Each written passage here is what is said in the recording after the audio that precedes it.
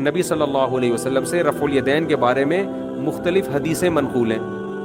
بعض حدیثوں میں آتا ہے نبی صلی اللہ علیہ وسلم نے رکوع میں جاتے ہوئے، رکوع سے اٹھتے ہوئے، 2 سجدوں کے درمیان، پھر تیسری رکعت میں اٹھتے ہوئے، ہر موقع پہ آپ نے رفع الیدین کیا ہے. اور بعض حدیث ترمذی کی صحیح حدیث ہے بالکل، جس میں آتا ہے کہ نبی صلی اللہ علیہ وسلم نے صرف تکبیر تحریمہ کے وقت کیا، باقی کسی وقت میں نہیں کیا.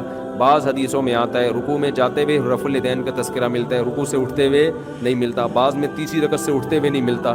تو اس سے امام صاحب نے استدلال کیا ہے، حنفیہ کا استدلال ہے کہ رفع الیدین کے معاملے میں نبی کا ایک عمل نہیں تھا، یا تو قلت سے کثرت کی طرف، پہلے بالکل نہیں تھا، آہستہ آہستہ آپ نے تعداد بڑھائی ہے، یہاں تک کہ 2 سجدوں کے درمیان میں بھی کیا آپ نے، صحیح حدیث ہے سنن نسائی کی. یا کثرت سے قلت کی طرف ہوا ہے، پہلے ہر موقع پہ ہوتا تھا، آہستہ آہستہ آپ نے اس کو ترک کیا. تو یہ دوسری رائے امام حنیفہ کے نزدیک راجح ہے. یہی وجہ ہے کہ 2 سجدوں کے درمیان رفع الیدین کا کوئی بھی قائل نہیں ہے، اس کو منسوخ سمجھتے ہیں. تو ہم کہتے ہیں جیسے آپ اس کو منسوخ سمجھ رہے ہو نا، تو ہم باقیوں کو منسوخ سمجھ رہے ہیں. دوسری بات یہ کہ امام ابو حنیفہ رحمہ اللہ تعالیٰ کے نزدیک وہ حدیث جو اقرب الی القرآن ہو اس کو وہ زیادہ فوکس کرتے ہیں. قرآن مجید میں آتا ہے کہ قوموا للہ قانتین، خشوع و خضوع کے ساتھ اللہ کے سامنے کھڑے ہو جاؤ. تو کہتے ہیں رفع الیدین نہ کرنے والی نماز وہ خشوع و خضوع کے زیادہ قریب ہے، کیونکہ اس میں حرکت کم ہے.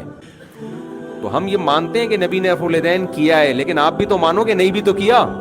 اب کون سی نماز کو ترجیح دیں گے؟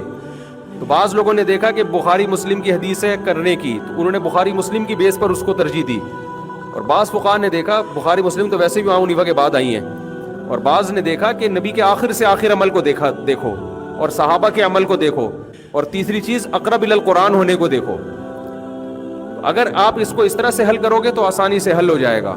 اور اگر یہ جو آج کل یہ جو اسکالرز نے کیا ہوا ہے نا کہ یہ رفع الیدین سے ان کو بغض ہے، ان کو دشمنی ہے، یہ زہر کا پیالہ پی لیں گے رفع الیدین سے، ان کو کبھی جواب نہیں دیں گے، یہ جاہلوں کا طرز عمل ہے جن کو علمیت سے کوئی واسطہ دور دور کا بھی نہیں ہے.